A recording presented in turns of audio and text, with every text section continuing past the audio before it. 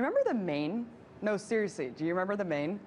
The phrase refers to that massive explosion that sank one of America's first battleships, stationed in Havana, Cuba, killing 260 U.S. sailors on board. Today marks the 115th anniversary of that event. At the time, the Navy officially stated that the ship was blown up by a mine. And while they didn't place the blame directly on Spain, Congress left little doubt that the Spanish were in fact responsible for the explosion. The sinking of the Maine, coupled with U.S. criticism of Spain's control over Cuba, were all the ingredients necessary to start the Spanish-American War. The war lasted only a few months, ending with a ceasefire in the Treaty of Paris. However, an overlooked aspect of this treaty is that it officially granted the U.S. government its first overseas empire, having acquired the territories of Puerto Rico, Guam, and the Philippines, formerly in the possession of Spain. But if we want to truly give justice to the memory of the Maine, we should consider all the facts.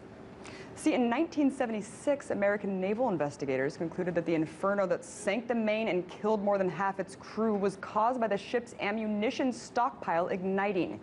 The investigation proved once and for all that the Spanish were not to blame.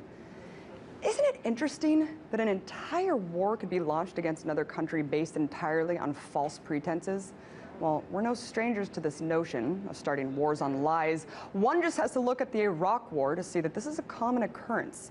But did you know that there's actually a long history of governments staging events or provocations and blaming them entirely on other countries in order to provide a pretext for war? They're called false flag attacks.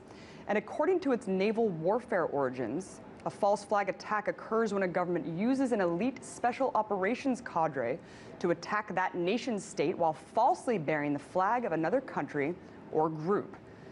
In other words, it's a self-inflicted wound used to outrage the populace and provide the necessary support and motivation for a country to attack or declare war.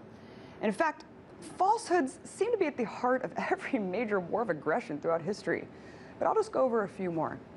Remember how the U.S. became embroiled in the Vietnam War? Well, in 1964, President Johnson reported that 3 Vietnamese boats attacked 2 U.S. warships in the Gulf of Tonkin off the Vietnamese coast. Newspapers, including the Washington Post and New York Times, among countless other publications, ran headlines about the attack, which helped to galvanize the public to support the U.S. to enter the war. I don't blame the public for supporting retaliation against a country attacking their own. However, there's one slight problem with the story. It simply is false.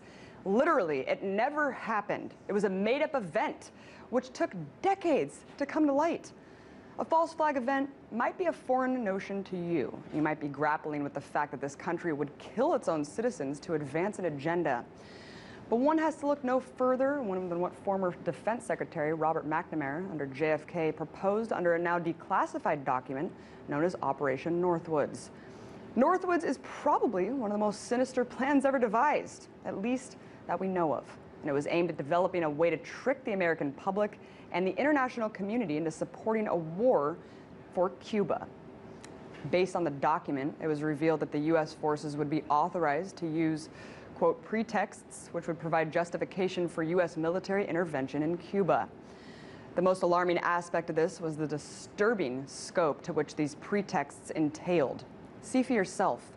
They included starting rumors using clandestine radio, landing friendly Cubans in uniform over the fence to stage attacks on base, capturing Cuban saboteurs inside the base, starting riots, blowing up ammunition, starting fires, burning aircrafts, lobbing mortar shells, capturing militia groups, sabotaging and sinking ships, and conducting mock funerals for mock victims. The extent of this false flag proposition even went as far as to hijack American aircrafts and blow up a NASA rocket carrying an astronaut. Luckily, Kennedy had enough sense to reject the plan. But what if other presidents aren't like Kennedy?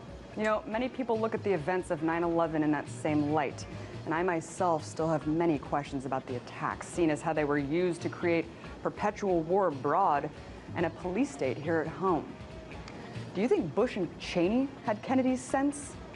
Do you think Obama does?